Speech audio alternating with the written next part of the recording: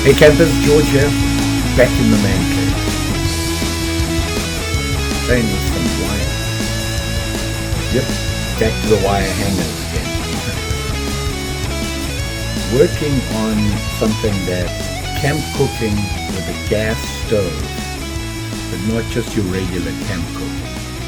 I want to bake with a gas stove. Now I've baked with coal in a regular campfire, but in Minnesota, in winter, the snow gets a little deep, the wood gets less available, and it's a little harder to get coals out of your fire. There's fewer and fewer places to use an open fire, having to use a specific fire ring type thing, so you're limited to campsites.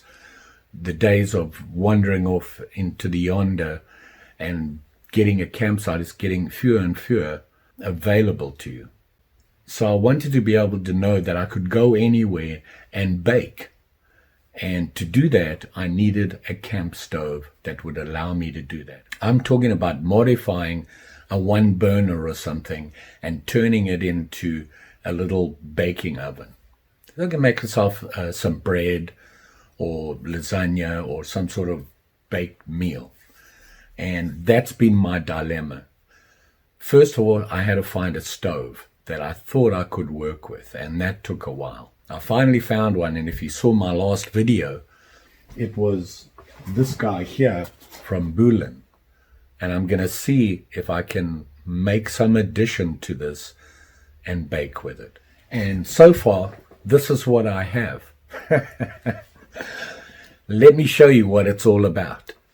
See, here we have the two main items that I'm talking about in order for me to bake on a stove outdoors. And this is the stove I was talking about, and you've probably seen my review on it. I'll put a link in the description or a link at the end of the video where you can just click on and have a quick look at it. And this is the Ultralight camping stove from BUlin. Now, Ultralight, it's a little heavy. This is more than manageable enough for me. This is the stove here. And the reason it got my attention was you can cook with it like this, all folded up. Or you can open it out, and these just pop out like this. And you've got this huge, wide base to work with. And this is my Stanley French press that I modified to bake with. And inside I have my baking stuff, which is a little shelf in there, slides in and out, and then my baking pan, and I have a couple of them. And you have to bake like this, horizontally. And it sits in the coals like this. Well, here's the dilemma. I needed to sit above the stove like this and be able to control the heat enough so that I get the temperature inside here to be the same as putting it in some coals. So after staring at it for an hour or three, I did some quick prototype stuff, and this is what I came up with. But here is my thoughts on it. These are the 3 feet that are going to lock into the stands on the stove. On the stands like this. This will then sit in here. Like that. The issue? Controlling the temperature. Now, one of the reasons I really like this stove was this guy here. Their controller is extremely smooth. Being able to adjust this just enough so that I have my temperature I want and maintain it, that's what I'm looking for. So now I want to get a little bit more specific with it and try to fix some of the issues I have with it. So let's have a look at that. So as I was saying, the problem is it doesn't quite sit on there stable enough. And the main reason is it's the way I bent these little feet that are going to go in here. I need to make it a more definite sit-on position. What I want to do is make this a little bit more with an edge. Now, it's not perfect. If you can see what I'm saying. So when it goes on there, it sits on there and it can't push into the foot. So let me work on that. Let's start with a new piece and work from there. So looking at it, where I have to start is right at this position here. This will be the start of the whole stand. So I want that foot. I've got to come up, come across, angle, angle with a foot, back and another foot, and back up with that V at the end. Is to get it to fit right in there. And we want to try and keep all the measurements as consistent as possible. Can you see that?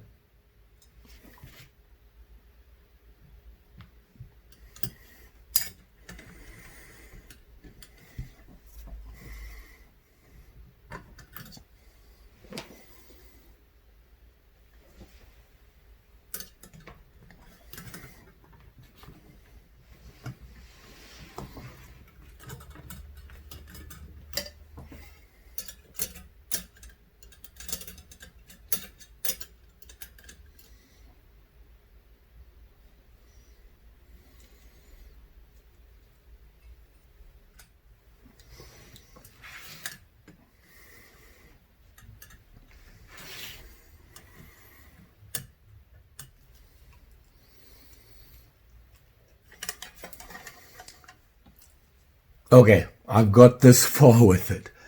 I made one mistake, and that is, if you look here, I made this just too long. When you compare it to that, there's almost 3/4 of an inch too long.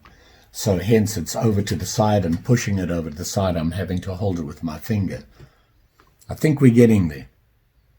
So I'm going to bend this a little bit more. Now that I know it's wrong, I can bend it and out of shape and whatever, and get the final measurements that I want, and start with a new one and do it exact.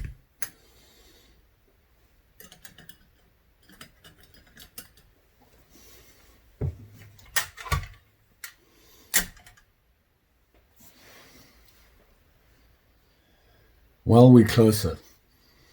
So I think I need to get the measurements exact, and then make sure I have the heights exact. One thing I want to do, I think I need to pull the feet in so that they actually are tight on the base. So I think we're there. Now all I need to do is start again with the right measurements, and I have my design. Hopefully that'll work. Now the other issue I have is, how high do I have this sit above?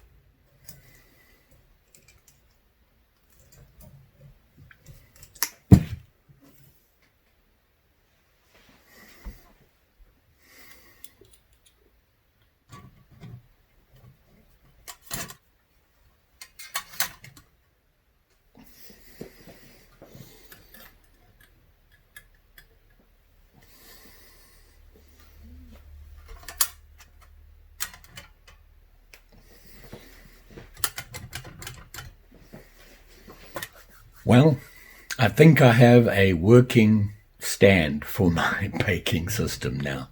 It's evolved.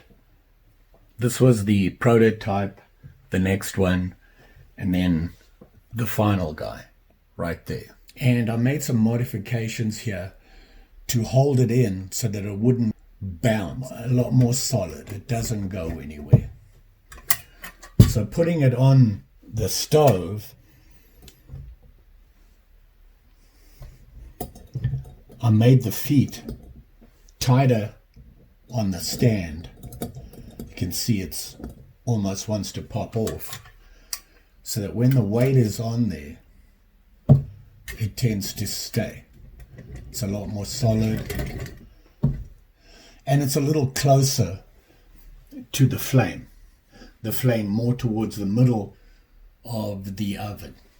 I could probably do a little bit more with it, but for now this is gonna work for me, I hope.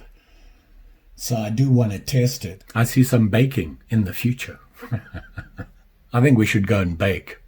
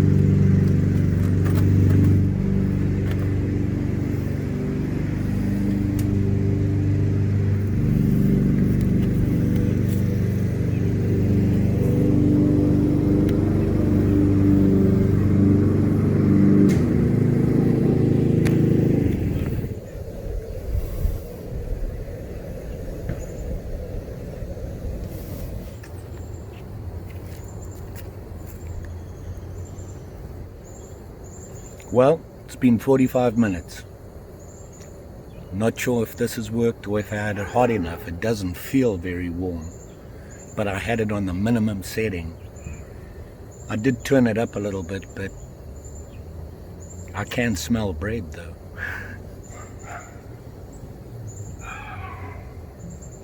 Should we look?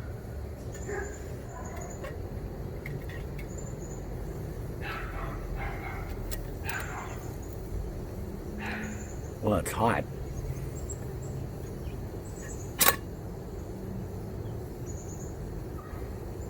It's not cooked. I think I had it on too low. So I'm going to turn up the heat a bit. See if we can get something to cook. Turned up the heat. Let's see what happens now. We'll give it another 10 minutes. Well, let's see now. To be honest, there's some other issues and I was lazy.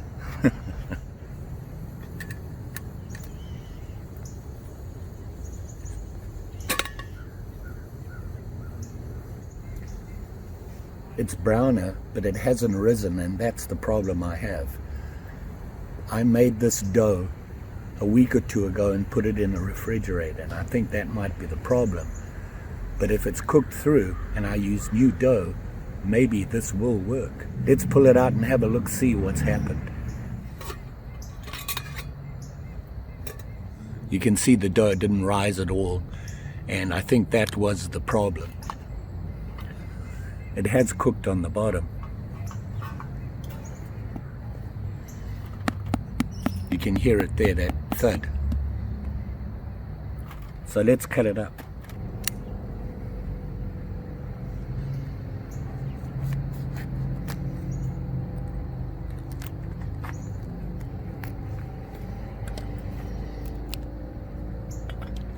Yeah, it's still doughy, but I'm going to try it anyway. Ooh, it's a little hot.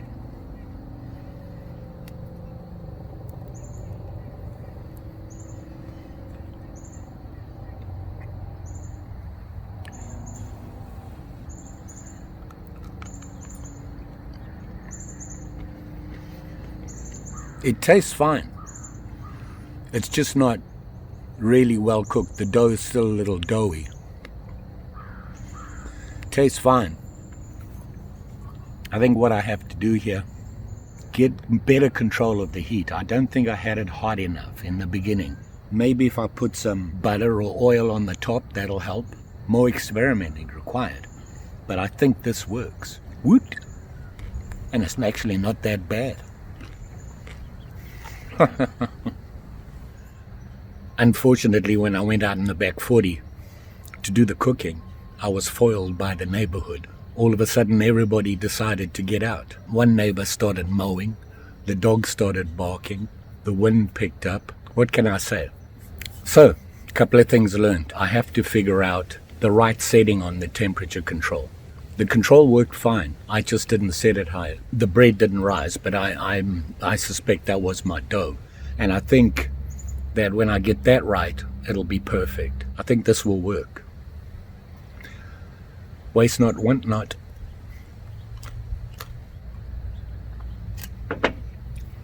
Goes down good with coffee. Don't forget, like, share, subscribe. You know the story. Pretty sure I'll be back again soon. Who knows with what? But hey, just saying.